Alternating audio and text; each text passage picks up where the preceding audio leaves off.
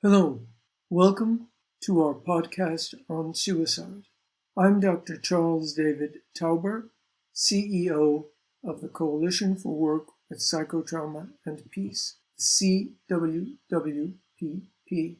To see what we do in general, please see our website www.cwwpp.org.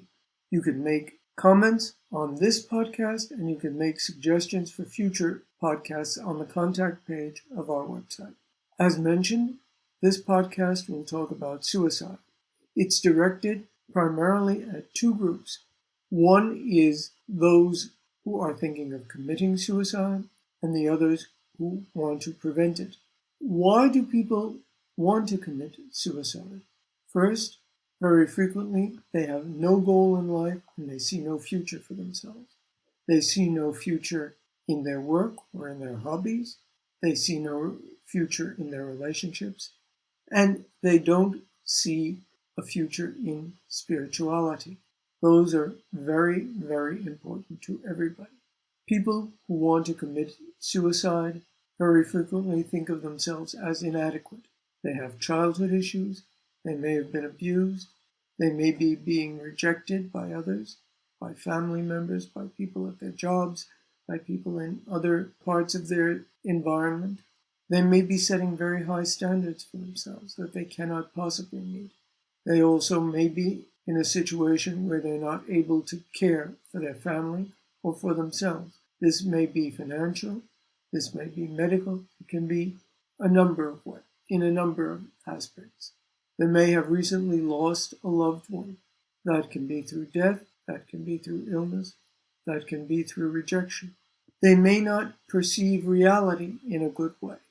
That can be simply through misunderstandings, that can be through psychosis, that can be through drugs, and those drugs can either be legal drugs, that is, drugs used for disease, and those drugs can be illegal drugs of various sorts, and that includes alcohol.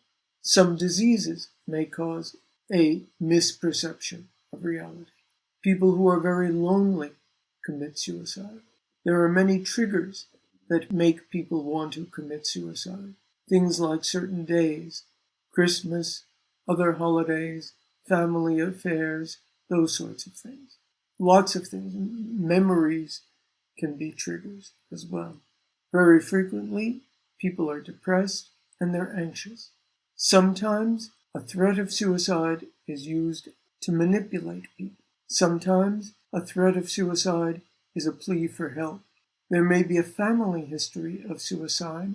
If you are thinking of committing suicide, please talk to somebody. Very, very important.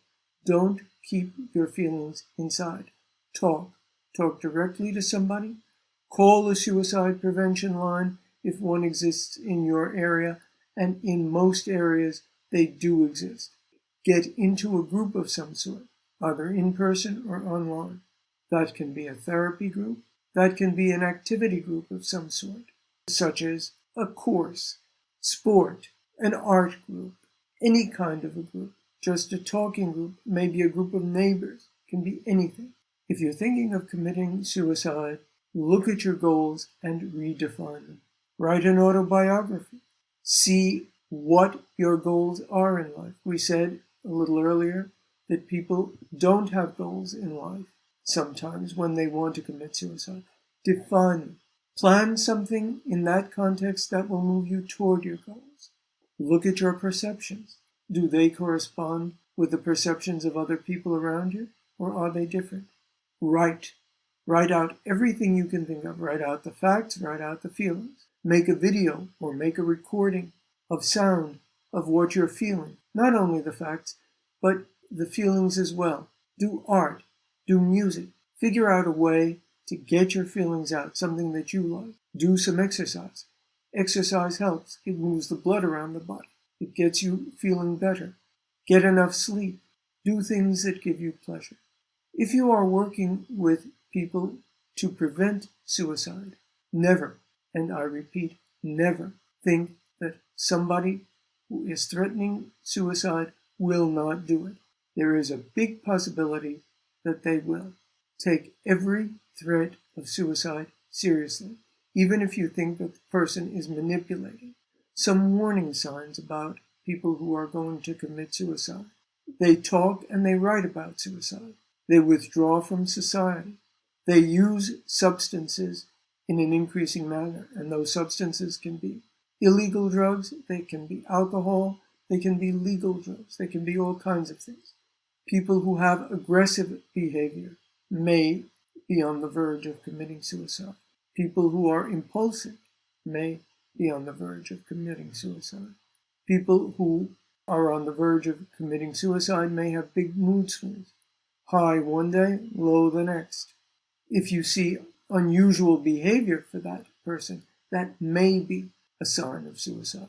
Saying goodbye, giving away things that are important to the person, that also may be a sign of suicide. Now, I want to be sure these are all possible signs of suicide.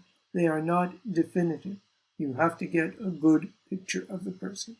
The most important thing that you can do to prevent suicide is to listen. Please listen to our podcast on listening to get some details about how you do it. A person who is thinking of committing suicide may have no one, may need to vent, may need to release pressure. Listen. Don't say too much. Listen. Provide a safe place and a non-judgmental atmosphere for the person to talk regularly to you. Be empathetic. Let the person work out his or her own issues. Don't provide solutions. It's the person's responsibility, him or herself, to provide those solutions. But be there. Be empathetic. Be non-judgmental. Reach out to the person. Also, put anything that the person might be able to use for suicide in a safe place. That includes things like pills, knives, etc. Get the person to contact you when he or she is thinking of taking action, just before, quote unquote, they will commit suicide. Stay in contact with the person at that point. If you're not sure about what you're doing, contact a professional. Extremely important to do that. Don't stay alone in your thoughts. If you really think the person will commit suicide and you have no other way of doing things, call an authority. Call the police. Call a hospital. Prevent the suicide. Now, it's very important for you, if you're working on preventing suicide, to talk to other people. Join a group that works on the prevention of suicide. In many places, those groups exist. If there is none in your area, form one. Learn about suicide. Learn about what you can do. There's a lot of information out there on the internet and in other places. Very important for you. Get supervision. Talk to another practitioner. Talk to a professional. Don't let it stay inside you, because these are very, very heavy things. And if you don't do that, you might explode yourself. We've talked about the very first steps in preventing suicide, and if you're thinking of suicide, what you can do for yourself. Listen to our other podcasts and listen to our next one. Thank you for listening to this one.